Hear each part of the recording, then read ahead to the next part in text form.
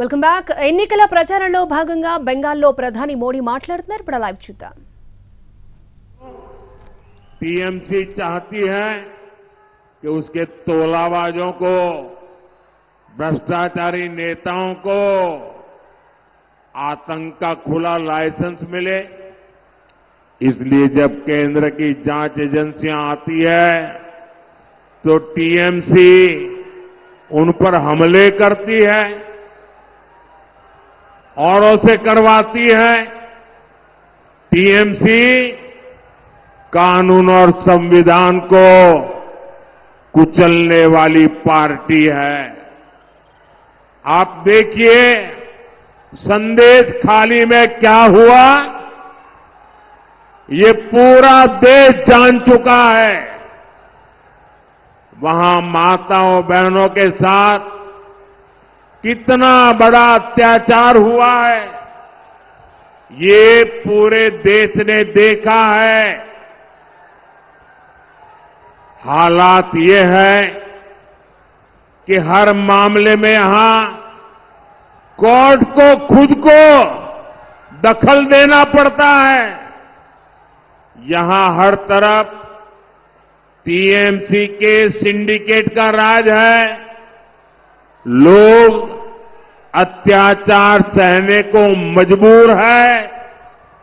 आप मुझे बताइए, क्या संदेश खाली के अपराधियों को कड़ी से कड़ी सजा होनी चाहिए?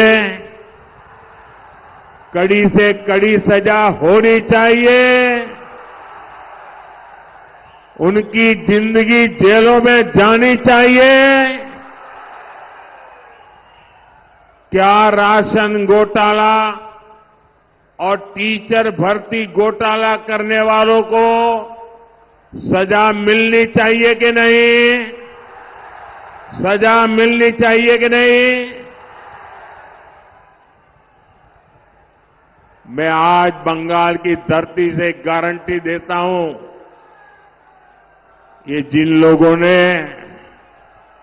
भ्रष्टाचार करके पैसे जमा किए हैं ना, ईडी ने करीब 3,000 करोड़ रुपया उनका संपत्ति और सारी चीजें अटैच करके रखी हुई है। 3,000 करोड़ रुपया। मैं एडवाइस ले रहा हूं कि जो शिक्षक भर्ती में गरीब लोगों के पैसे गए, सरकारी नौकरी में गरीबों के पैसे गए, और जिनका पक्का मिलता है कि हां इससे पैसा गया है, तो जो 3,000 करोड़ रुपए इनके अटैच किए ना, मैं इन गरीबों को वापस करवाऊंगा।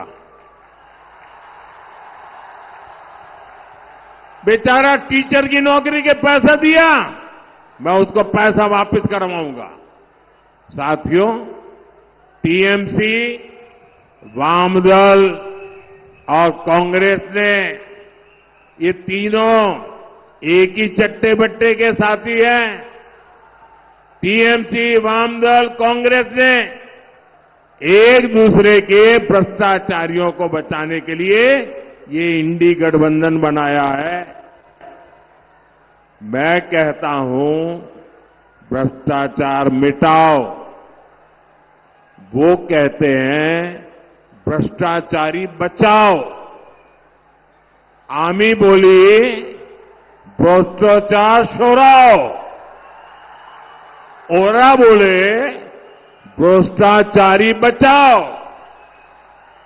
ये लोग चाहे जितनी साजिश कर लें, मैं आपको गारंटी देता हूं, 4 जून के बाद भ्रष्टाचारियों के खिलाफ कार्रवाई और तेज होगी।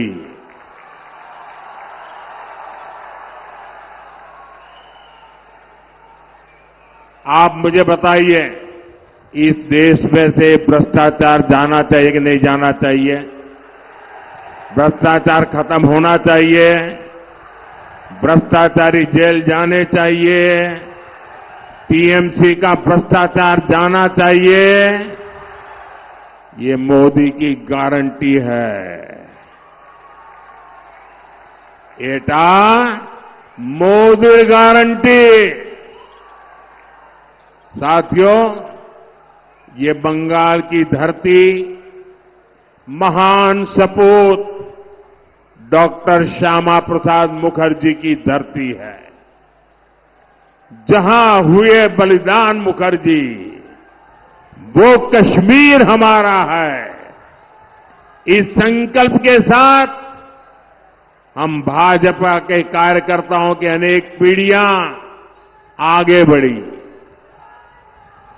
डॉक्टर मुखर्जी ना होते तो कांग्रेस की सरकार अलगाववादियों के सामने कब का सरेंडर कर चुकी होती।